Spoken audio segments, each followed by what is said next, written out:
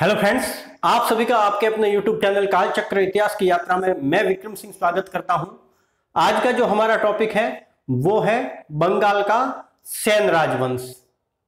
हमने गुर्जर प्रतिहारों को पढ़ा था और उसके बाद में हमने यह पढ़ा था कि गुर्जर प्रतिहारों के राज्यावशेषों पर बाद में उनके जो महत्वपूर्ण सामंत थे उन्होंने अपने अपने जो राज्य हैं वो स्थापित किए थे, जिनमें चौहान, परमार, गढ़वाल, चालुक्य, ये जो राजा थे या ये राजवंश थे वो स्थापित हुए थे।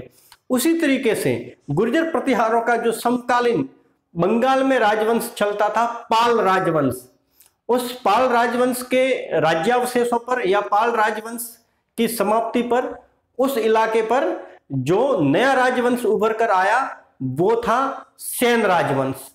तो आज का जो हमारा टॉपिक है वो इसी सेन राजवंश के इतिहास पर आधारित है, उसकी हम चर्चा करते हैं। सेन राजवंश जो था वो बंगाल में था, उनका राज्य क्षेत्र जो था वो बंगाल था। इस राजवंश का जो संस्थापक था वो था सामंत सेन, परीक्षा की दृष्टि से महत्वपूर्ण है संस्थापक। इस वंश का जो प्रथम महत्वपूर्ण शासक था वो था विजय सेन।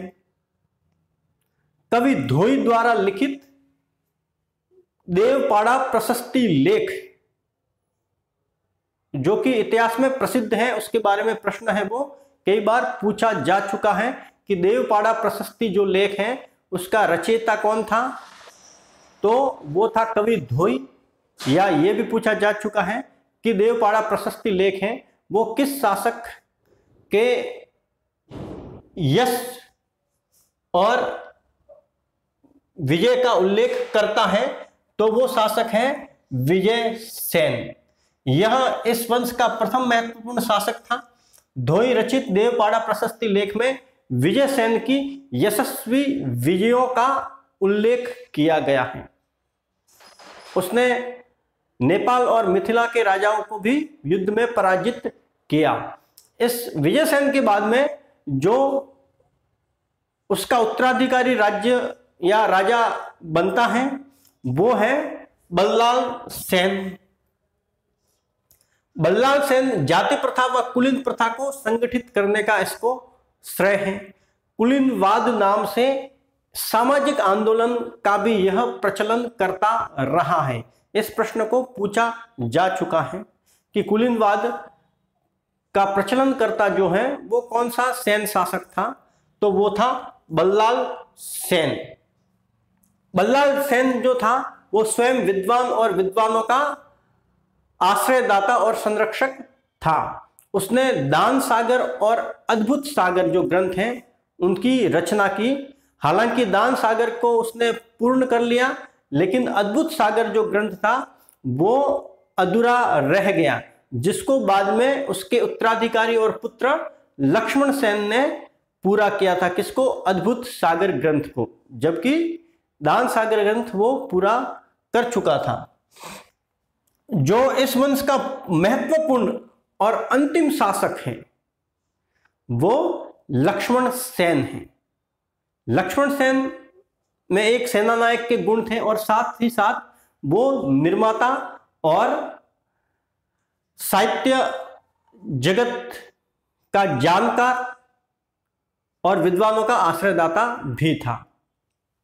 लक्ष्मण सेन ने अपनी जो राजधानी जो कि गौड़ हुआ करती थी बंगाल में, गौड़ से लक्ष्मणावती या लखनौती में स्थानांतरित की। अद्भुत सागर ग्रंथ को इसने पूर्ण किया और श्रीधर दास रचित एक ग्रंथ है जो कि उसका दरबारी कवि था श्रीधर दास, उसने रचा था सदुक्ति करणामृत। इस ग्रंथ में लक्ष्मण सेन द्वारा रचित कविताएं हैं वो हमें देखने को मिलती हैं, जिससे हम सहज ही अनुमान लगा सकते हैं कि लक्ष्मण सेन स्वयं विद्वान शासक था और साथ ही साथ वो विद्वानों का आश्रयदाता भी था। इसके जो दरबार है उसमें जयदेव रहते थे जो कि गीत गोविंद के रचयिता हैं। गीत गोविंद बहुत ही प्रसिद्ध और महत्वपूर्ण पुस्तक मानी गई हैं। इसके जो रचयिता थे जयदेव, वो लक्ष्मण सेन के दरबार में रहते थे और जो विद्वान थे वो थे ब्राह्मण सर्वस्व के लेखक हलायुध और धोई, जिन्होंने पवनदूत लिखा था।